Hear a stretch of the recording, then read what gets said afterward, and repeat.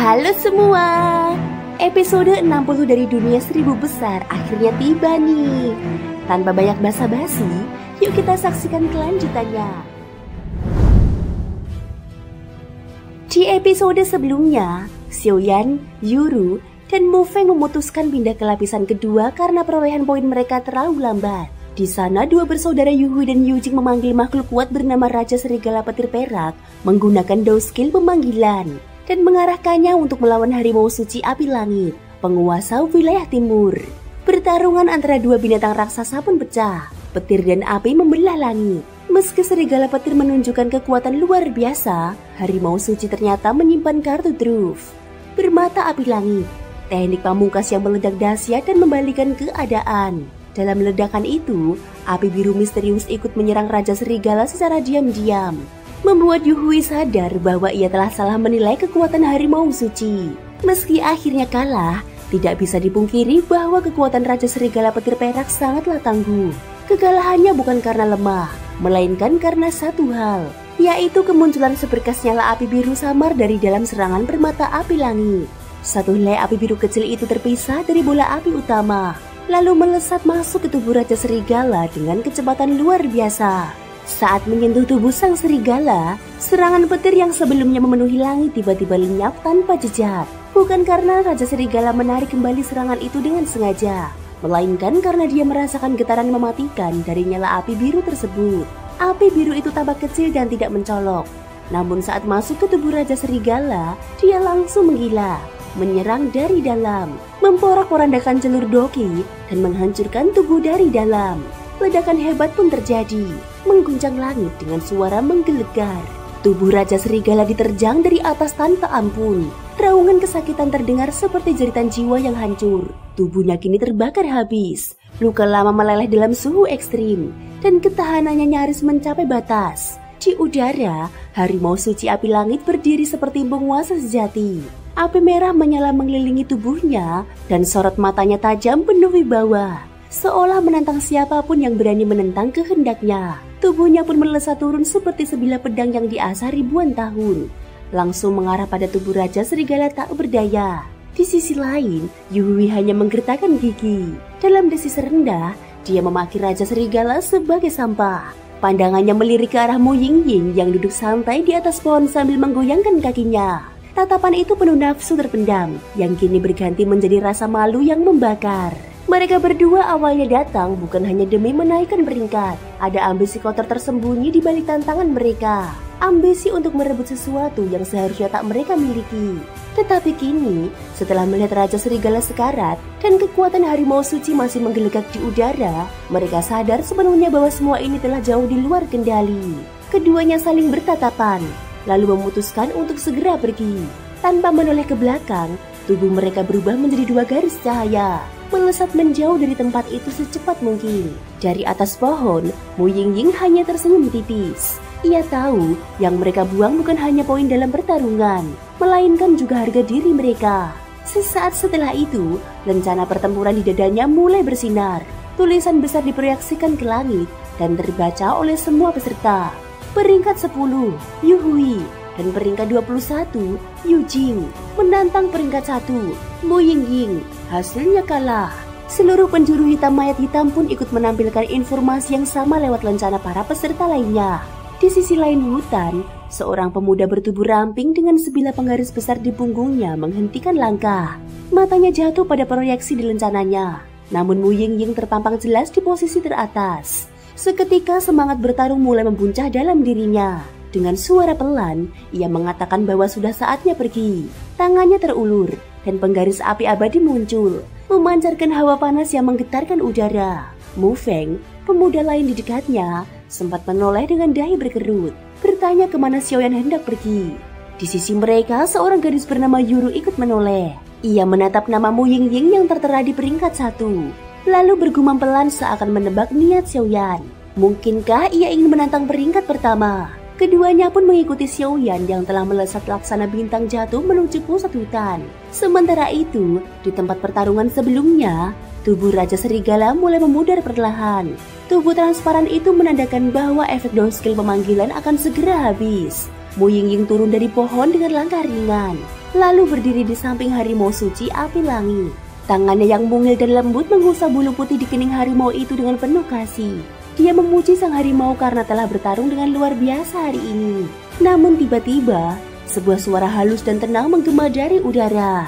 "Temanku, kau masih saja menunjukkan belas kasihan." Sesosok pria berpakaian putih muncul perlahan di hadapan mereka. Wajahnya tampan dan anggun, namun hawa dingin menyelimuti sekitarnya.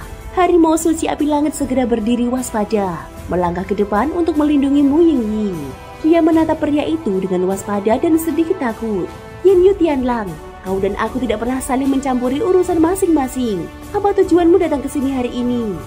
Pria itu tersenyum ringan. Wajahnya menampilkan ketenangan yang membuat orang merasa waspada.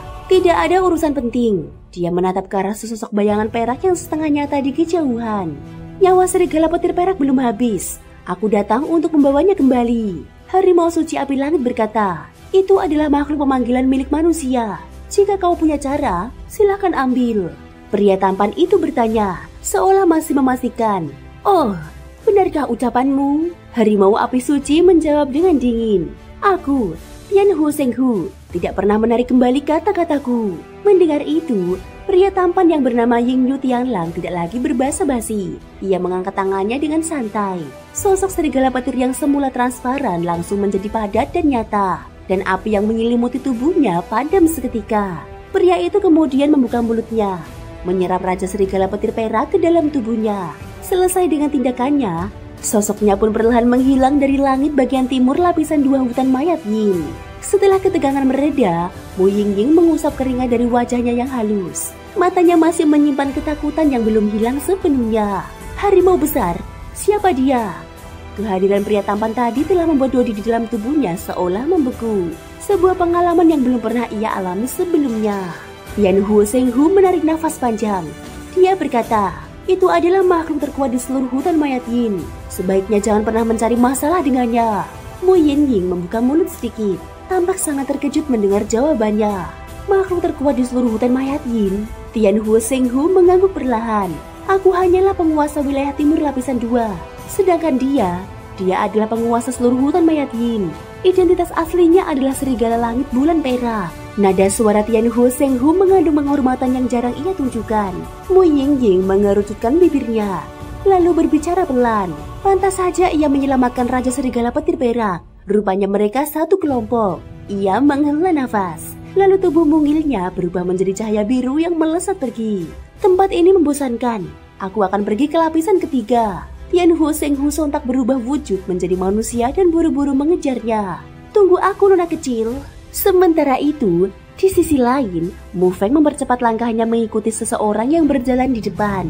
"Xiaoyan, kemana sebenarnya kau ingin pergi?" Xiaoyan menoleh sebentar dengan senyum tipis. "Kamu akan segera tahu. Cepatlah." Faktanya, sejak pertempuran besar yang terjadi di langit wilayah timur lapisan 2 hutan mayat Ying, Long Yi dari penggaris api abadi telah memberitahu Xiaoyan. "Aku yakin kau juga memperhatikan bahwa peringkat pertama tidak mengalami perubahan poin sama sekali. Padahal, jika mereka telah mengalahkan 2 orang kuat, seharusnya nilai mereka bertambah. Kau paham maksudku bukan?" Xiaoyan merespon dengan senyum senang. "Jadi, kau punya cara?" Long Yi memang benar. Xiaoyan telah mencurigai hal ini. Dan karena itu, ia mengejar arah pelarian 2 bersaudara, Yu Hui dan Yu Jing. Jika ia bisa mengambil keuntungan dari pertarungan mereka sebelumnya, sekedar membayangkannya saja sudah membuat hatinya berdebar. Namun, ia segera menyadari bahwa aura kematian di lantai 2 ini sangatlah tebal. Bahkan kekuatan jiwanya di tingkat kaisar pun tak mampu menembus lebih dari 1000 meter. Long Yi kembali berbicara. "Xiaoyan, bukankah kau butuh poin? Bagaimana jika kita membuat kesepakatan?" Nada suaranya terdengar tenang, tetapi mengandung niat tersembunyi. Dengan keberadaan Raja Naga Emas dalam tubuh Xiaoyan, membantu Xiaoyan adalah investasi masa depan. Jika sang raja benar-benar kembali dan menyatukan klan naga, maka status Long Yi di antara para naga pun akan melonjak. Xiaoyan tetap terbang sambil berdialog secara telepati. "Kesepakatan seperti apa?" Long Yi terkekeh pelan. "Mungkin hal ini terdengar terlalu jauh untukmu sekarang, tetapi suatu saat nanti, kau harus membantu Raja Naga Emas kembali ke klan naga." Xiaoyan mengangguk pelan. "Aku janji, meski kekuatanku belum cukup sekarang, tetapi saat waktunya tiba, aku pasti akan membantu guruku kembali ke klan naga." dan menyatukannya. Ia berbicara dengan penuh tekad. Meskipun Raja Naga Emas enggan membicarakan masa lalunya, Xiaoyan bisa merasakan dari sikapnya bahwa sesuatu yang kelam telah terjadi. Long Yi tertawa puas. Bagus, jika Raja Naga bisa mempercayaimu, maka aku pun akan percaya. Di hutan mayat Yin ini tak ada yang lebih mengenalnya dariku. Berangkatlah. Meski aura kematian di sini mempengaruhi persepsi jiwamu, bagiku itu tak berarti apa-apa. Aku sudah hidup di tempat ini selama ribuan tahun. Tiba-tiba, matanya menyipit tajam. Dia menatap ke kejauhan dan berseru. Di arah barat, mereka ada di sana. Xiaoyan langsung mempercepat terbangnya. Kecepatannya melonjak drastis. Mo Feng berteriak dari belakang. Xiaoyan, tunggu dulu. Kenapa mendadak terburu-buru? Namun, dia tetap mengejar dan tidak ingin tertinggal. Di sisi lain, kondisi Yu Hui dan Yu Jing saat ini sangat mengenaskan. Pertempuran sebelumnya dengan Mu Yingying membuat mereka menguras darah esensi untuk memanggil Raja Serigala Petir Perak dan bahkan mengisi tubuhnya dengan doki atribut petir. Sekarang mereka bagikan ikan di atas telenan, tak berdaya dan penuh luka. Beruntung Mu Yingying tidak mengejar dan mereka masih menyimpan sebagian poin mereka.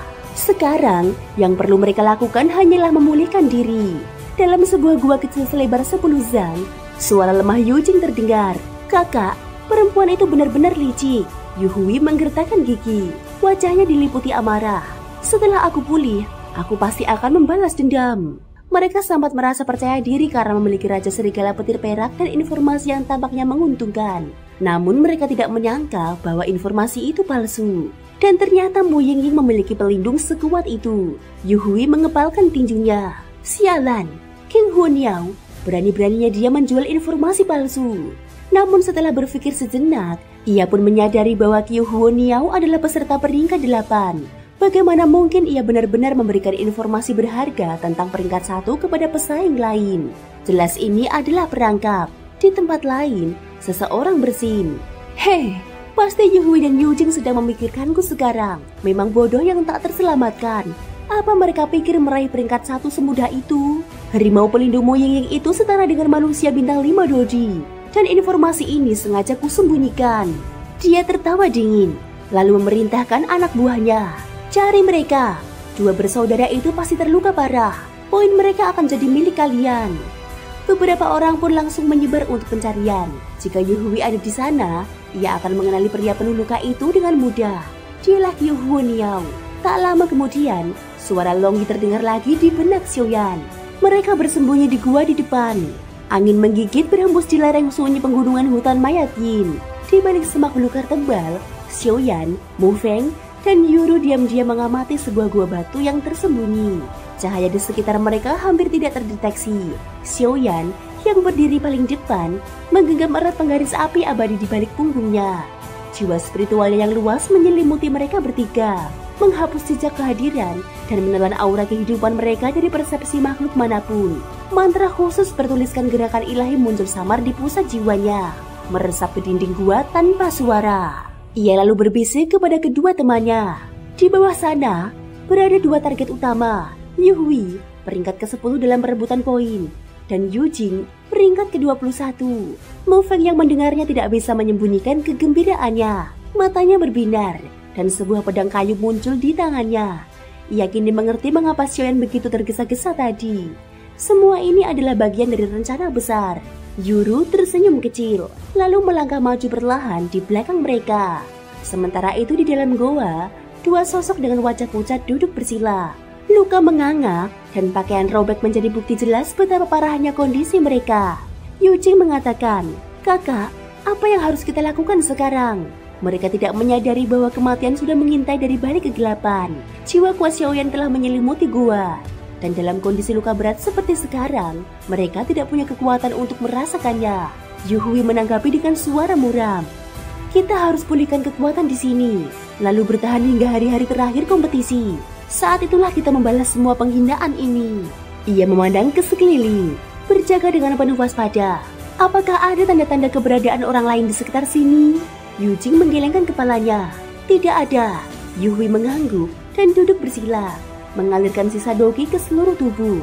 Cahaya perak perlahan menyelimuti dirinya, membantu memulihkan luka yang belum sembuh. Di luar goa, Xiaoyan memberi perintah tegas melalui transmisi jiwa.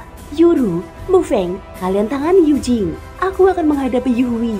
Sekarang, dalam sekejap, kekuatan mengerikan meledak dari dalam goa. Xiaoyan bergerak lebih dahulu. Dengan kekuatan penuh, dia mengayunkan penggaris api abadi ke arah Yuhui. Pancaran api putih terang membentuk bilah raksasa setinggi puluhan meter, melesat menghantam sasaran. Di atas bilah api itu, seekor naga api tampak melingkar dengan ganas, menambah kekuatan serangan hingga berkali lipat. Yuru dan Mufeng pun langsung bergerak. Serangan doki mereka melesat ke arah Yujing. Di dalam goa, Yuhui segera sadar akan bahaya. Ia menarik adiknya dan meloncat menjauh. Namun tetap saja, tekanan serangan telah melumpuhkan mereka. Darah segar menyembur dari mulut keduanya. Yujing mengerang. Apakah itu Tianhuo Shenghu? Yuhui menatap kobaran api yang menyala terang dan menggeleng pelan. Tidak, api ini lebih panas dari api milik Tianhuo Shenghu. Ini kekuatan manusia. Mereka berdua memusatkan perhatian ke sekeliling, tetapi tidak menemukan siapapun. Xiaoyan menyeringai pelan. Dia menyadari bahwa kedua musuhnya, meski terluka, tetaplah ahli tingkat tinggi. Menghadapi dua dodi bintang 4 tidak bisa dianggap sepele. Tanpa membuang banyak waktu, dia membisikkan mantra. Gerakan ilahi. Keluar. Sebuah formasi energi berbentuk 4 sisi muncul di tangannya dan menyatu dengan gulungan putih di depannya. Cahaya menyelimuti seluruh goa, membentuk sebuah formasi yang kompleks. Yuhui menatap sekeliling dengan mata membelalak. Formasi. Sial. Serangan tadi hanyalah pengalih perhatian. Ia segera mengerahkan sisa dokinya ke 4 titik utama formasi, berusaha menghancurkannya. Namun segalanya sudah terlambat. Suara Xiaoyan terdengar. Datang tanpa undangan. Jangan harap pergi dengan mudah. Tapi sepertinya menjadi nelayan bukanlah hal mudah. Matanya menggelap. Formasi ini hanya cukup kuat menahan dodi bintang 3. Menghadapi 2 bintang 4, ia jelas butuh waktu. Mereka berdua mengangguk serentak, lalu mulai menyalurkan doki ke inti formasi, yaitu gulungan putih yang melayang di udara. Formasi pelindung mulai memadat. Api menjalar memenuhi setiap sudut gua. Walau kuat, namun ukiran yang tercatat hanya mencapai 3.000, cukup untuk menahan dodi bintang 3, tetapi terlalu lemah melawan 2 lawan saat ini. Namun, fakta bahwa Xiaoyan mampu memahat 3.000 simbol sudah merupakan pencapaian besar. Semua ini berkat benih jiwa yang ia tanamkan sebelumnya, memberinya kekuatan untuk memadatkan simbol formasi sebanyak itu. Yuhui yang melihat itu langsung geram. Siapa kalian? Dia menggertakkan gigi. Wajahnya gelap oleh amarah dan kepanikan. Dalam kondisi normal, bahkan Mu Yingying tidak ia takuti. Tetapi kini, ia terluka parah dan terperangkap, yang membuatnya lebih gelisah. Penyerang mereka menguasai formasi. Formasi semacam ini telah lama dianggap sebagai ilmu langka yang nyaris punah di benua Suan. Hanya segelintir orang yang mampu menguasainya. Fakta ini membuat situasi makin genting. Dia memberi perintah cepat. Yujing, kita serang bersama. Hancurkan formasi dan pergi. Namun suara lain terdengar dari dalam formasi. Melarikan diri ya, tidak semudah itu. Itu suara Mufeng. Tubuhnya bersama Yuru kini tertutup cahaya formasi, terus menyalurkan energi untuk menjaga kestabilan penghalang. Tiba-tiba, Mufeng membentak keras. Yin Yang Bagua, 5 unsur api, bangkit. Formasi bergemuruh, tekanan melonjak drastis. Kini, kekuatannya setara untuk menahan dodi bintang 4. Yuhui menggertakkan gigi. Dia merasa aneh. Penyerang mereka kuat, namun tidak berani bertarung langsung. Maka ia dan Yujing mengerahkan sisa kekuatan mereka, membakar habis doki yang tersisa. Kalian pikir bisa mengurung kami hanya dengan formasi 3.000 ukiran? Kalian akan melihat kekuatan sejati seorang dodi bintang 4. Dengan raungan penuh amarah, mereka meluncurkan teknik pamungkas. Jari terang bersinar, telapak inti Yuan. Kedua serangan mengerikan itu menghantam langsung pusat formasi. Ledakan mengguncang goa. Dinding runtuh dan penghalang formasi hancur dalam sekejap. Yuru dan Mufeng memuntahkan darah. Tubuh mereka terpental mundur akibat dampaknya. Saat itulah mata Xiaoyan terbuka lebar. Dari telapak tangannya, aura penghancur yang belum pernah terlihat sebelumnya mulai mengalir. Atmosfer menjadi sunyi seketika. Thank you guys sudah mendengarkan ceritaku di episode kali ini sampai akhir. Ikutin terus kelanjutan episode berikutnya ya. Semoga hari kalian menyenangkan. Sampai jumpa dan bye-bye.